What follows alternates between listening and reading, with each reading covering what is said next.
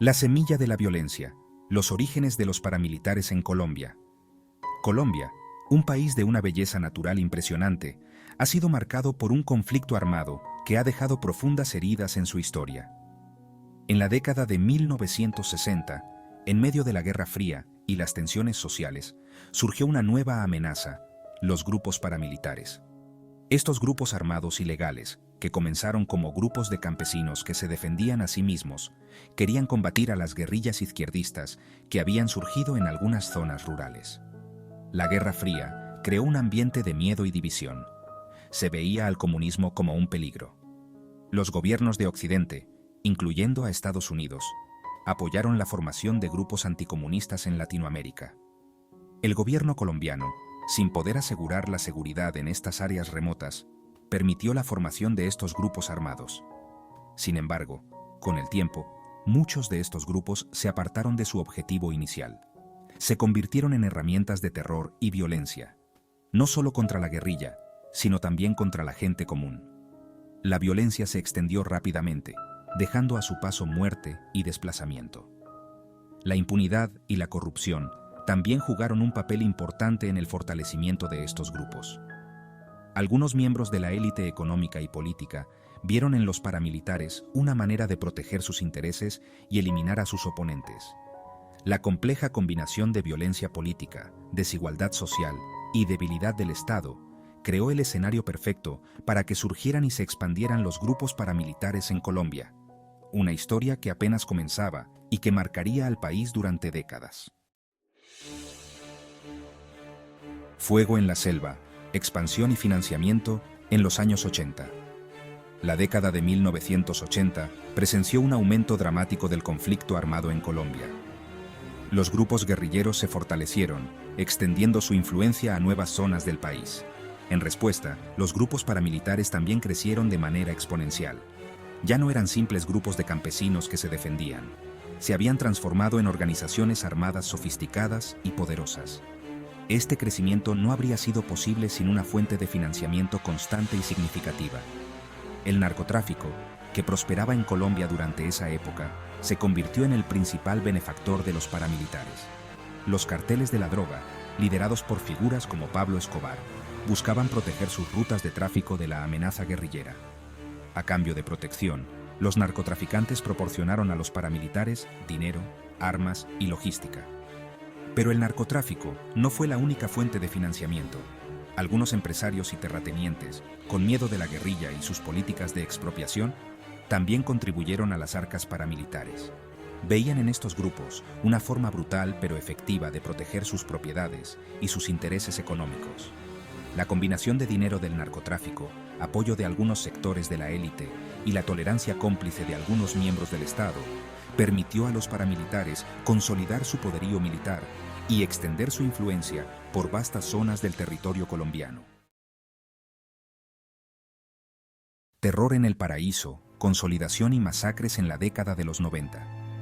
La década de 1990 marcó el punto máximo del terror paramilitar en Colombia. Bajo el mando de figuras como Carlos Castaño, los paramilitares se unieron bajo el nombre de Autodefensas Unidas de Colombia, AUC.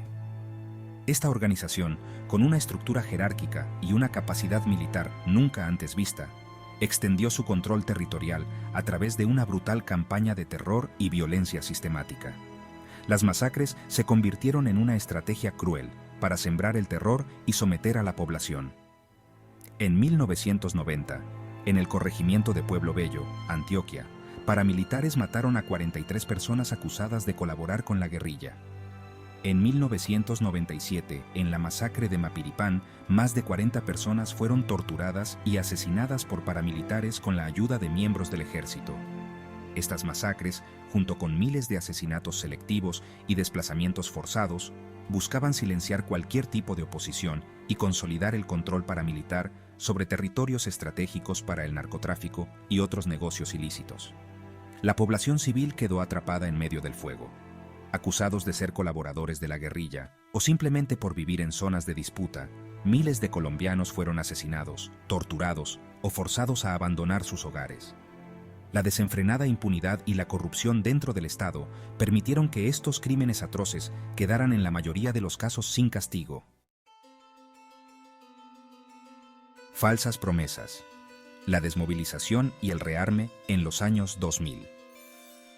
Con la llegada del nuevo milenio, el gobierno colombiano, bajo la presidencia de Álvaro Uribe Vélez, inició un proceso de negociación con las AUC.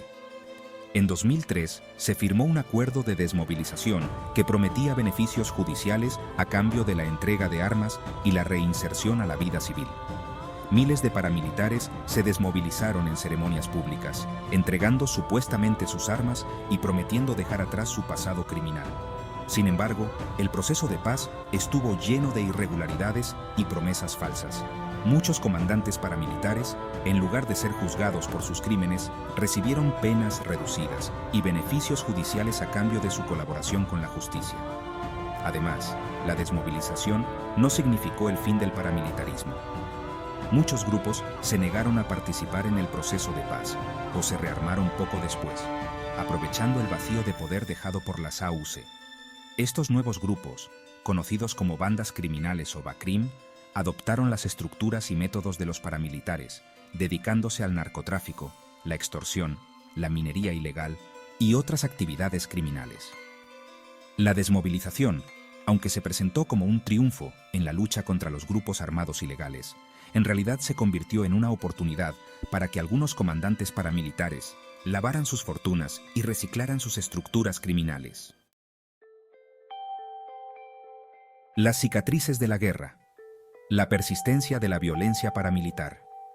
A pesar de los esfuerzos por desmantelar los grupos paramilitares, la violencia continúa azotando a Colombia. Aunque las AUC ya no existen como organización unificada, sus herederos ideológicos y operativos siguen operando en diferentes regiones del país. Estos grupos, con diferentes nombres y estructuras, continúan aterrorizando a la población civil, disputándose el control de territorios estratégicos para sus actividades criminales. La presencia de estos grupos es un recordatorio de que las causas estructurales que dieron origen al paramilitarismo siguen vigentes: la debilidad del Estado, la desigualdad social, la corrupción y la falta de oportunidades. Mientras estas causas persistan, la violencia paramilitar seguirá siendo una amenaza para la paz y la seguridad de Colombia. Aunque el conflicto armado ha disminuido en intensidad en los últimos años, la violencia sigue siendo una realidad cotidiana para muchas comunidades, especialmente en zonas rurales y marginadas. La lucha contra el paramilitarismo requiere un enfoque integral que aborde no solo los síntomas, sino también las causas profundas de este fenómeno.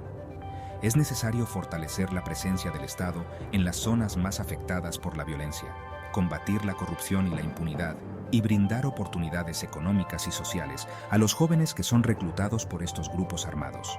Solo así se podrá pasar la página de la violencia y construir una paz duradera en Colombia.